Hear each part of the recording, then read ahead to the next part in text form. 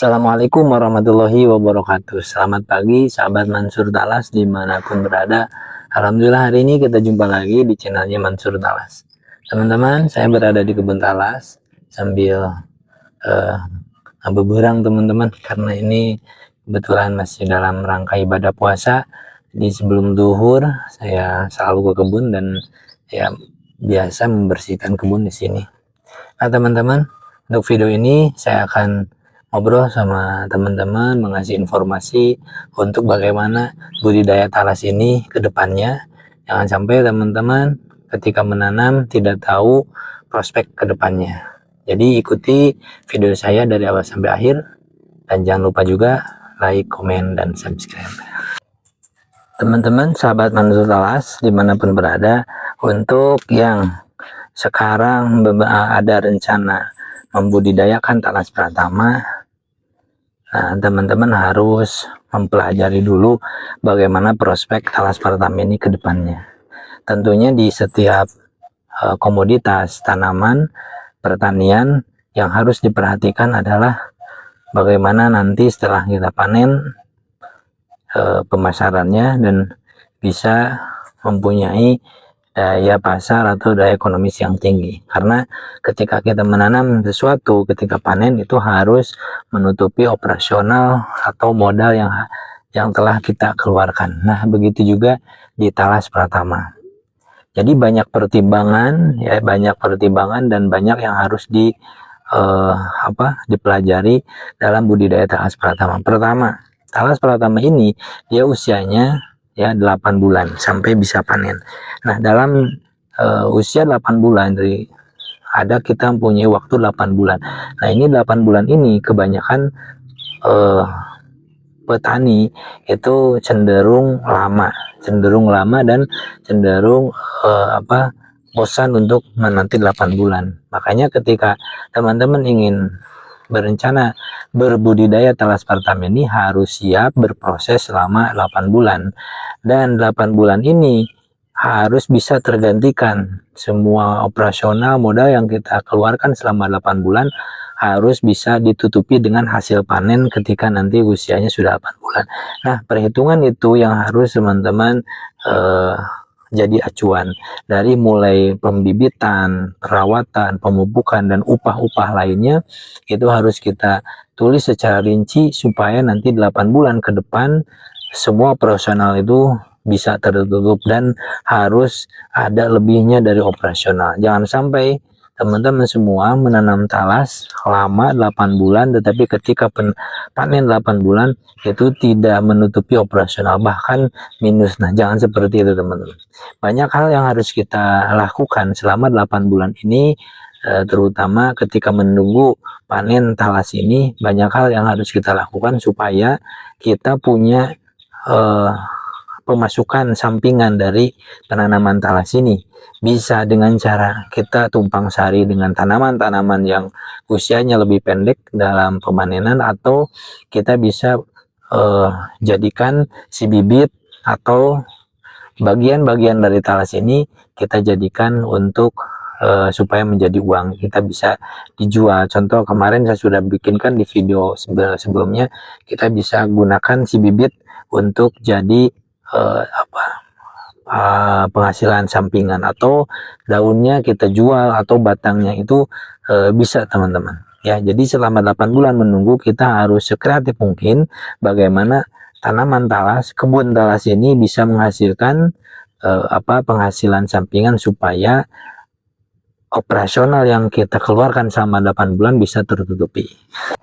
Kemudian yang harus diperhatikan juga selama kita berbudidaya talas ini adalah kita tentunya tidak hanya satu petani yang menanam talas ini. Artinya di luar sana atau di daerah lain ada juga petani yang sedang membudidaya talas. Nah, karena ada banyak yang menanam, berarti kita sedang bersaing. Artinya bersaing dalam nanti penjualan. Nah, teman-teman, ketika kita menanam talas ini, yang harus diperhatikan nomor 2 adalah kualitas. Mau sebanyak apapun pesaing kita, Ya, mau berapapun petani yang menanam talas ini, mau di daerah manapun yang berbudidaya, tetap kita harus fokus ke tanaman kita supaya menghasilkan kualitas yang bagus. Nah, kualitas yang bagus seperti apa? Kualitas yang bagus adalah kualitas si bobot umbi talas ini dia besar, kemudian eh, kualitas umbinya juga selain besar dia mulus, kemudian bentuknya juga dia bagus. Nah, itu kualitas yang harus kita jaga selama penanaman talas ini. Kita punya waktu 8 bulan untuk bisa merawat talas ini supaya menghasilkan nantinya kualitas yang bagus. Kita fokus saja di sana dan dibarengi dengan belajar-belajar dari para senior penanam talas. Ini bisa membantu sahabat talas, sahabat Mansur Talas untuk menghasilkan umbi talas yang berkualitas. Jadi jangan sampai ketika kita nanti musim panen dan kita akan menjual, talas kita tidak diminati atau bahkan lakunya susah. Nah, jadi si talas ini mau bagaimanapun dia tetap kualitas yang bagus yang akan dinomorsatukan oleh konsumen. Nah, ketika kita sudah fokus ke kualitas, ya artinya harus banyak belajar dan perawatannya pun harus ekstra. Mending kita mengeluarkan operasional lebih untuk perawatan si talas ini daripada ketika nanti kita panen si operasional kita tertutup, bahkan kita minus dalam operasional. Itu jangan sampai terjadi. Artinya kenapa itu jangan terjadi? Karena begini teman-teman, 8 bulan itu tidak waktu yang tidak sedikit. Kita menghabiskan tenaga, pikiran, dan biaya untuk perawatan talas ini, makanya kita harus maksimal, ya harus maksimal dan harus sukses, karena 8 bulan itu waktu yang kita habiskan. Kalau kita hitung, kalau di komoditas lain yang mungkin lebih pendek di usianya, nah itu lebih menghasilkan, ya lebih menghasilkan. Kalau kita sudah memilih komoditas talas ini, makanya kita harus all out menanam talas ini dari mulai perawatan, biaya, dan lain-lain supaya menghasilkan umbi talas yang kualitasnya bagus. Jadi jangan tanggung-tanggung. Ketika kita mau menanam talas, itu ingat kita harus siap berproses 8 bulan. Ketika 8 bulan berproses dan gagal, maka kita akan balik lagi ke proses dari nol, yaitu harus mengulangi lagi 8 bulan. Ya, ketika seperti itu, maka mending kita sukses 8 bulan pertama daripada kita harus mengulang lagi untuk berbudidaya talas pertama ini. Kemudian yang harus diperhatikan ketika kita menanam talas atau berbudidaya talas itu, yang harus diperhatikan selanjutnya adalah yang terpenting, yaitu pemasaran.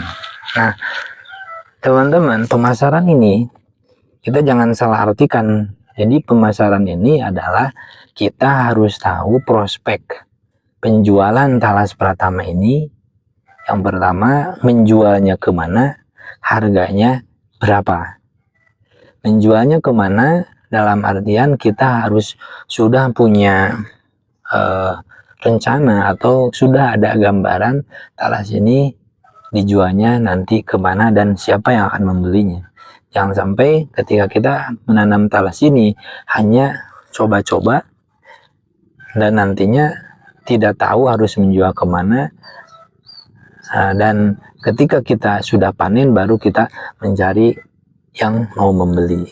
Nah, ingat teman-teman, kita menghabiskan proses 8 bulan, jangan sampai selama 8 bulan ini kita rugi pikiran, tenaga, dan materi. Bagaimana cara supaya kita tahu harus kemana dan siapa yang membeli talas ini? Teman-teman, ketika berproses 8 bulan itu waktu yang tidak sedikit.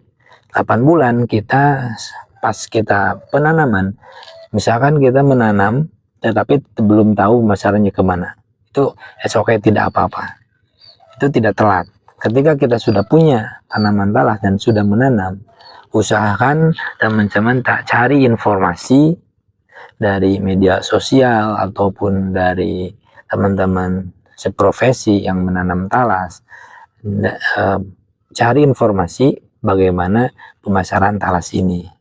Ya, kalau misalkan kita tidak mencari informasi seperti itu, talas ini dia termasuk tanaman yang tidak banyak dikenal, ya, tidak banyak dikenal secara langsung.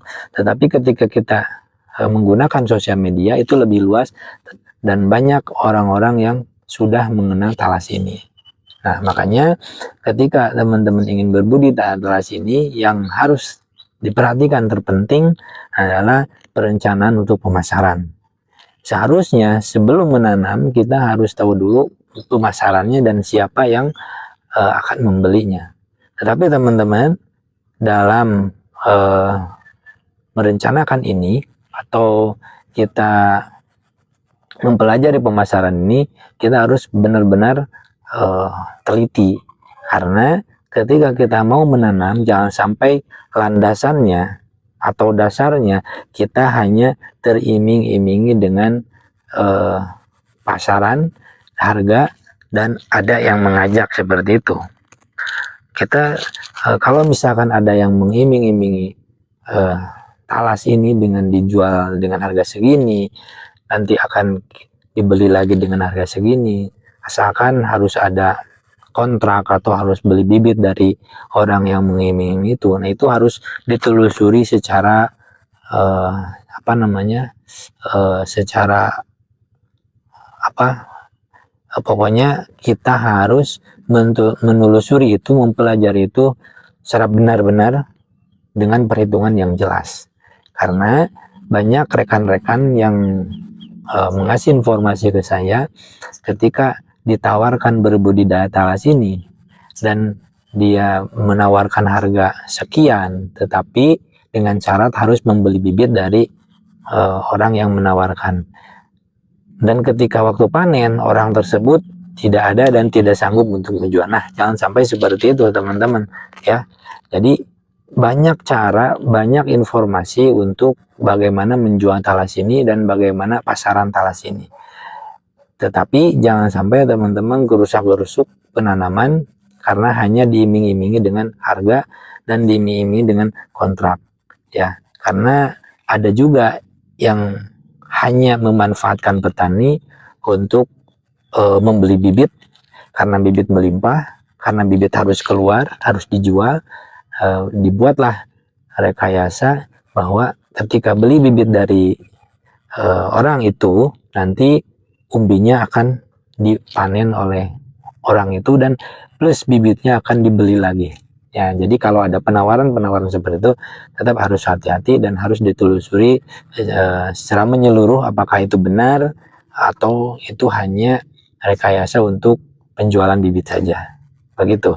Kemudian harga teman-teman, harga talas ini teman-teman juga harus tahu pasarannya. Di mana patokannya? Patokan harga ini di mana?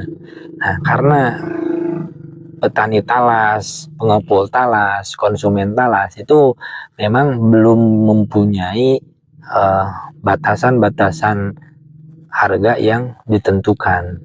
Ya, jadi ketika teman-teman ingin tahu harga talas ini harus banyak berkomunikasi dengan para pengepul atau para konsumen. Itu harus terus berkomunikasi, dan teman-teman juga harus punya hitungan-hitungan kasar ketika talas ini dijual, ya. Hitungan-hitungan ini harus hitungan-hitungan yang pahit. Misalkan contoh, teman-teman harus menghitung harga talas ini di angka 5.000, misalkan harga 5.000. Nah, patokan teman-teman itu adalah harga paling rendah 5.000. Ketika nanti panen, jangan sampai teman-teman ini menjual talas ini di bawah 5.000. Misalkan ya, misalkan seperti itu. Jadi coba teman-teman hitung dulu di angka 5.000 per kilo. Ya, di angka 5.000 per kilo dengan rata-rata 1 kilo dari setiap pohon. Apakah itu akan masuk menutupi operasional modal kita atau malah minus? Ya, kalau misalkan dirata-ratakan 1 kilo harga 5.000, misalkan gini, kita menanam 1.000 pohon. 1.000 pohon kita ibaratkan 1 pohon 1 kilo berarti 1 ton. Nah, 1 ton itu dikali harga 5.000 berarti 5 juta. Nah, apakah 5 juta ini menutupi operasional yang 1.000 pohon itu? Dari mulai beli bibit, pupuk, perawatan, upah, dan lain-lain, apakah menutupi? Dan apakah ada lebihnya? Kalau menutupi dan ada lebihnya, nah berarti aman nih ketika nanti menjual paling rendah 5.000. Ya, tapi usahakan teman-teman harus up to date dulu, apakah harganya berapa. Sebelum teman-teman menjual, kita sudah punya batasan bawah harga yang kita hitung. Jadi supaya nanti tidak operasional kita ketutup lah, minimal operasional kita tertutup seperti itu.